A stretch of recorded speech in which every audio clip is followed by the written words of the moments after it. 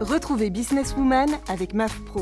L'assureur des artisans, commerçants et professions libérales, c'est MAF Pro et c'est pour vous les pros. C'est la MAF.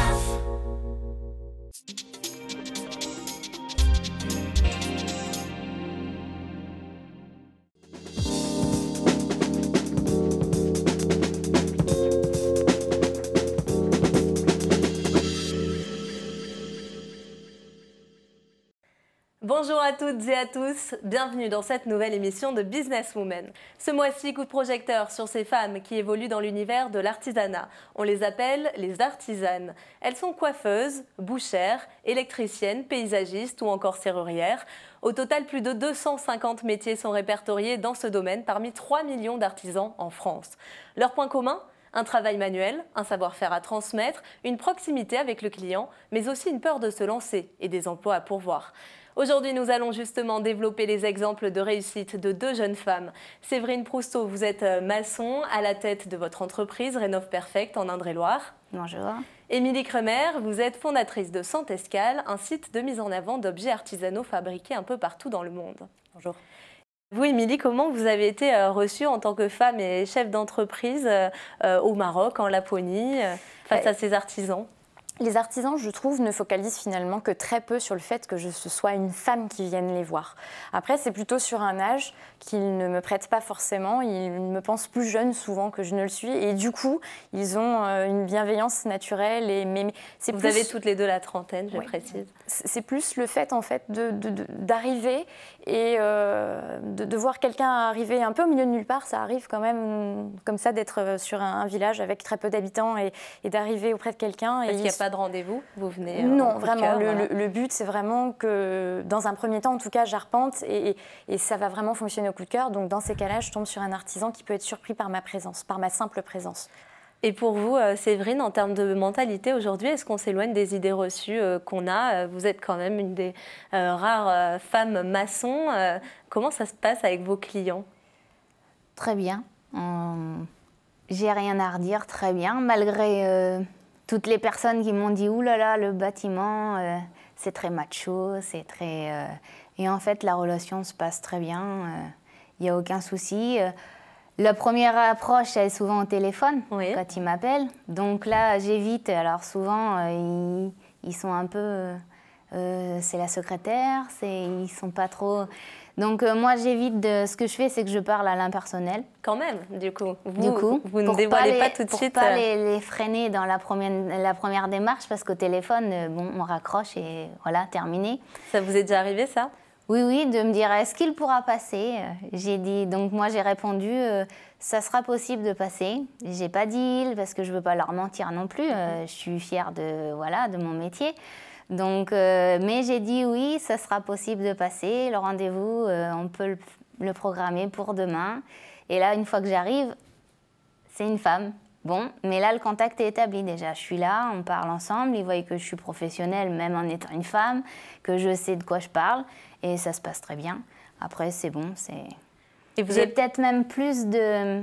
Au niveau chantier, les femmes, parce que j'ai souvent... j'ai affaire au mari, souvent. Quand je suis chez des particuliers, la famille, c'est le mari qui va s'occuper des travaux. Un peu plus, voilà. Et donc, j'ai un contact... Les femmes s'intéressent plus, du coup. Parce que j'ai un contact avec aussi la cliente. Et elle ose plus peut-être poser des questions. Et donc, ça se passe assez bien. Et vous avez déjà eu un cas où, justement, vous n'avez pas pu concrétiser un travail ou un client... Une fois, oui. Parce que je n'ai pas parlé à un personnel. En fait, dans l'urgence, bon, je faisais un enduit vite fait. J'avais rendez-vous. Je voyais que le rendez-vous, je n'allais pas pouvoir l'assurer. Donc, j'ai rappelé le monsieur. Et j'y ai dit... là, j'ai été un peu trop vite dans ma pensée. Et j'ai dit, je suis en train de finir l'enduit. Et il m'a dit, je vous rappelle pour vous dire quand. Et il n'a jamais rappelé. Je pense que de comprendre que c'était moi, en fait, est-ce que c'était une arnaque, est-ce que quoi, il a eu peur. Je pense qu'il a eu peur. On va parler rémunération maintenant. Séverine, est-ce que ça a été assez rapide pour vous d'avoir une rémunération, d'être indépendante, notamment de Pôle emploi ? Alors, moi, je partais de Pôle emploi, donc c'est vrai qu'il vous propose deux options. Soit le montant de vos droits, il vous verse 50% dès le départ, donc si vous avez besoin d'un crédit pour un véhicule ou quoi que ce soit. Ou alors vous conservez, tous les mois, vous actualisez et vous conservez toujours votre indemnité Pôle emploi. J'ai choisi la deuxième option. Je n'avais pas essentiellement besoin d'investir tout de suite, puisque j'avais déjà du matériel, tout. Donc j'ai choisi ça parce que déjà, ça vous rassure un peu. Vous dites, si jamais ce mois-ci je ne fais pas de chiffres, j'ai quand même à la fin du mois quelque chose qui tombe. Donc, et petit à petit, ils vous complètent toujours. Ils vous complètent à eux leur base qu'ils ont eux. Donc les mois où ils ne complètent pas, c'est rassurant parce que vous dites j'ai réussi toute seule. Après, petit à petit, les droits s'amenuisent. Et là, je me suis désinscrite au 31 août. Et tout ça sous quel type de statut? Micro-entreprise. D'accord, pourquoi ce choix? C'est ce qui m'est venu déjà tout de suite, étant donné que je suis toute seule. Donc j'ai pensé artisan, donc micro-entreprise tout de suite. Et puis c'est vrai que pour commencer, en ayant déjà le Pôle emploi qui me versait tous les mois le complément si jamais j'y arrivais pas, on paye nos charges au fur et à mesure, on ne travaille pas, on ne paye pas. Donc c'est toujours... j'ai eu en plus, en étant demandeuse d'emploi, j'ai eu droit à l'ACRE qui vous réduit encore les charges. Les premières années. Donc ça vous rassure. Années. C'est vrai que vous avez peur, donc ça vous rassure parce que vous êtes toujours dans le doute. Toujours, on en revient toujours au doute. Donc ça vous rassure quand même. Il faut s'accrocher. Voilà, il faut s'accrocher, il faut y croire et il faut foncer. C'est ce que vous avez fait aussi, Émilie, une micro-entreprise? Oui, alors moi c'était un petit peu différent parce que la micro-entreprise concrètement elle existait depuis 2010. Parce que lorsque j'étais journaliste, je faisais aussi du rédactionnel donc autre que journalistiquement, qui nécessitait la création d'une entreprise et ça a été une micro-entreprise. Donc pendant plusieurs années, la micro-entreprise a existé sur du service et j'ai fait basculer la nature de mes activités principales début 2016 d'une micro-entreprise de service vers une activité commerciale. Et j'ai bénéficié de l'ACRE également, mais de l'ACRE au moment où j'ai créé la micro-entreprise pour les services en 2010. Et donc en 2016, il y a eu cette évolution naturelle. Plus d'actualité. Ouais. Voilà, et ça m'intéressait de continuer à être micro-entreprise parce qu'effectivement, on ne paye pas de charges lorsqu'il n'y a pas de chiffres, par exemple. Et il y avait cette légèreté structurelle qui était quand même intéressante pour moi. Et après, par rapport à la rémunération, vaste question. Justement, est-ce que vous avez eu besoin d'une trésorerie pour vous lancer? Oui, alors je me suis lancée sur fonds propres. Alors effectivement, une trésorerie, l'avantage c'est que la trésorerie n'étant pas très importante, et c'était volontaire aussi, je voulais absolument limiter les risques. Le but aussi, c'était de ne pas fonctionner sur un système de dépôt-vente avec les artisans, mais de directement créer un stock ici pour leur donner du cash. C'est très bête, mais effectivement, les payer directement. Donc j'y suis allée progressivement. Donc ce sont des investissements qui en général assez faibles. Oui. On est vraiment sur un ratio qui ne dépassait jamais 5 000 € d'investissement avant qu'il y en ait un suivant. Vous fonctionnez par roulement. Exactement, c'est à chaque fois qu'il y avait un investissement, ensuite vous vendiez, puis ensuite vous faisiez le réassort. Alors ça permet, il y a deux avantages, ça permet d'éviter de se mettre en danger. Et puis l'autre avantage, c'est que vu que je fonctionne sur une saisonnalité et quand même sur des articles qui sont soumis à des effets de mode, ça permet aussi d'aller sur un renouvellement des produits et donc de ne pas avoir de lassitude auprès de la clientèle et de ramener de la nouveauté tout simplement. Et après la rémunération, pour l'instant concrètement, je ne me paye pas. Mais je ne me mets pas en danger dans la mesure où ce qui est investi rapporte suffisamment d'argent pour réinvestir sans creuser et je me paye parfois modérément pour pouvoir couvrir des frais très classiques sur un mois, mais pas plus. Et qu'est-ce qu'il faut savoir avant de se lancer? Ça va être, oui, beaucoup de travail, mais qu'on peut se décourager aussi, qu'il ne faut pas se décourager, qu'on va douter. Je pense que oui. Au quotidien, on va douter, à dire est-ce qu'on a fait le bon choix, est-ce qu'on s'est embarqué, parce qu'on embarque aussi artisans, on embarque notre famille avec, on embarque tout le monde. Donc est-ce que on a fait le bon choix? Je pense que le doute, mais bon, après ça passe. On retourne sur le chantier, c'est bon, ça passe, on sait que c'est ça. Oui, il faut apprendre à vivre avec le doute, parce que le doute, il est omniprésent. C'est vrai qu'il y a des hauts et des bas tout le temps. Alors, ce n'est pas forcément, pour ma part en tout cas, des très hauts et des très bas, mais c'est tout le temps. C'est des petits hauts et des petits bas perpétuellement, donc des micros remises en doute, parfois même sur quelque chose de totalement futile, mais qui peuvent générer une crainte réelle ou pas. Donc, et au-delà de ça, qui peuvent aussi décourager de nombreuses femmes à se lancer dans ce secteur, dans l'artisanat. l'artisanat, alors que quand même les besoins sont réels. C'est un secteur qui pèse 300 milliards d'euros par an, plus de 100 000 emplois qualifiés à pourvoir chaque année, dans ce qui constitue la première entreprise de France. C'est pas rien. Les reconversions sont de véritables opportunités dans ce secteur. On trouve quand même aussi de plus en plus de femmes, de 11 à 23%, donc c'est passé de 11 à 23% en 30 ans le nombre de femmes dans le secteur, dirigeantes donc d'entreprises comme vous. Et pourtant, on a toujours un peu cette image des femmes artisanes qui ont des charges lourdes à porter, qui ont des difficultés. Je pense à vous, du coup, Séverine, comment ça se passe à ce niveau-là? Bon, de nos jours, je pense qu'on y arrive. Ça aurait été il y a 40 ans, une journée de pelle, de pioche, vraiment manuelle. Bon, c'est vrai que physiquement, ça aurait été compliqué. Mais bon, maintenant, je pense il faut se donner les moyens, il faut réfléchir un minimum. Et puis, on peut louer des machines, il y a les nouvelles technologies, tout ça qui nous permettent au contraire, d'y arriver. Voilà, il faut s'en servir, il ne faut pas hésiter. Et ça nous soulage. Et bon, tant qu'on a le courage avec ces machines-là, c'est bon.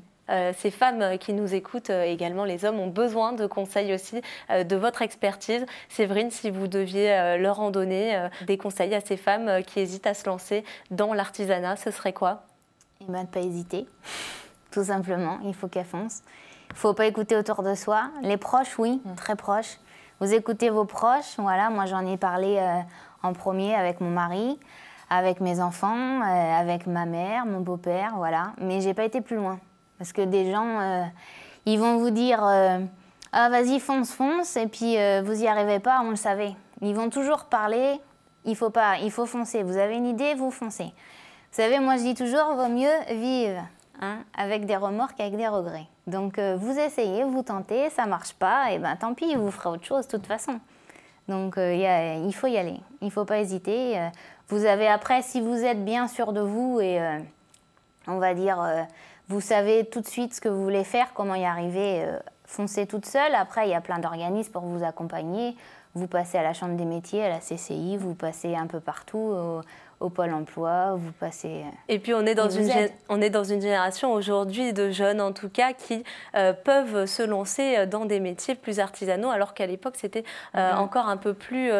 c'était mal perçu en fait, Émilie, c'est ce que vous disiez. Vous. Bah oui, sur nos générations de trentenaires en tout cas, j'ai eu la chance d'avoir les parents que j'ai, je le dis toujours, parce qu'ils ne me bloquaient pas dans l'absolu si je voulais faire un métier manuel alors qu'il y avait une espèce de complexe culturel et j'ose dire même éducatif de la filière technique et manuelle, malheureusement. Et j'ai l'impression aujourd'hui que nous arrivons sur quelque chose d'un petit peu plus ouvert par rapport à ça. Et je suis sûre que des émissions de télé, par exemple, qui ont beaucoup axé sur les métiers de la bouche ou d'autres métiers, des métiers aussi du bâtiment, ont décomplexé une génération plus jeune que nous à oser revendiquer qu'ils veulent faire ces métiers-là. Ça, j'en suis sûre. Vous êtes toutes les deux sur une très belle lancée. Quels sont vos projets à moyen et long terme, Séverine? Alors mes projets, c'est d'évoluer bien sûr, donc de m'agrandir, après pas trop non plus. Je ne veux pas devenir une entreprise qui travaille juste vite, voilà. Il faut aller vite, il faut faire du rendement. Ça, c'est ce que vous n'aimiez pas justement dans certaines grandes entreprises. Il faut, parce qu'on laisse de côté certaines choses, la relation client, la finition, les choses comme ça, parce qu'on n'a pas le temps. Donc ça, je ne veux pas, mais arriver à embaucher après pour aussi me donner un peu de temps. À embaucher une personne et un apprenti, parce que je voudrais bien aussi pouvoir transmettre ça quand même, transmettre et pas transmettre juste à savoir rouler une brouette ou casser un mur. Souvent les apprentis, je veux passer du temps pour l'apprenti pour vraiment y apprendre. Vous choisirez peut-être un homme, une femme ou ce qui se présentera, je pense. Je ne suis pas fixée, je veux pas les femmes au pouvoir et je veux pas non plus le bâtiment pour les hommes. Non, ce qui se présentera. Ça dépendra de la personnalité, des compétences. Les compétences, la personnalité. Je vois la personne, je vois pas l'homme ou la femme. Et pourquoi pas à long terme, oui, aller plus dans la formation. Et pour vous, Émilie ? Poursuivre avec la boutique parisienne, effectivement, optimiser le site internet. Il va y avoir l'arrivée de la deuxième escale, parce qu'on parlait de Laponie, mais c'est vrai qu'elle arrive sur le mois de novembre. Donc le site doit évoluer aussi avec cette évolution naturelle de la marque. Et puis l'idée aussi, ce serait de développer le fameux storytelling dans toute l'histoire qu'il y a autour des articles et autour des destinations. J'ai le rêve d'une chaîne YouTube avec de la vidéo. Il y a aussi des projets qui devraient se matérialiser de boutiques vraiment dédiées à Saint-Escale dans deux... En France ? Oui, une sur Paris et une en proche banlieue sur des zones qui ont pour but de dynamiser commercialement tout l'environnement. Et pour partager de manière encore plus directe qu'avec l'e-shop vos expériences et vos relations avec les artisans. Oui, puis avoir un espace aussi un petit peu plus important pour pouvoir, au-delà des articles, exposer par exemple des photos, exposer vraiment la marque d'une manière culturelle. Ça, c'est un souhait vraiment profond. Ouais. Eh bien, merci à toutes les deux d'être venues sur ce plateau. Pour information à celles qui seraient intéressées, il y a également le site femmesdelartisanat.com de la MAF Pro, un site communautaire pour les femmes donc de l'artisanat, sur lequel vous pouvez vous renseigner et avoir de nombreuses informations et échanges. Merci aux chambres de métiers de l'artisanat. Merci à Séverine. Merci à vous, Émilie, de nous avoir fait voyager et découvert votre univers à toutes les deux. Belle continuation dans vos projets. De votre côté, j'espère que cette émission vous a plu. Vous avez désormais toutes les clés pour vous lancer ou vous perfectionner, chères artisanes. Rendez-vous le mois prochain pour une nouvelle thématique et concrétiser ensemble vos ambitions. Et d'ici là, n'oubliez pas, derrière chaque businesswoman, il y a une vocation, la vôtre.